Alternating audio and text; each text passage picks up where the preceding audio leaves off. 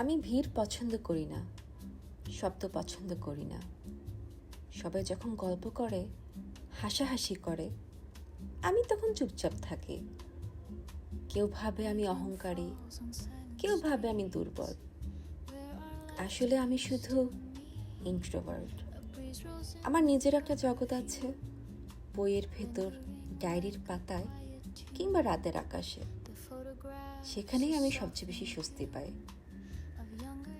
আমি জানি আমি কম কথা বলি, কিন্তু তার মানে এই না যে আমার ভেতরে অনুভূতি নেই। হাজারটা কথা জমে থাকে বুকের ভেতর, শুধু সেগুলো প্রকাশ করার মানুষ খুঁজে পাই না। হয়তো আমি সবার মতো মিশি না, তবুও আমি আলাদা। কারণ আমি শিখেছি চুপচাপ থাকা মানেই দুর্বলতা না, এটা এক ধরনের শক্তি, আর সেই শক্তিটাই আমায় আলাদা করে তোলে।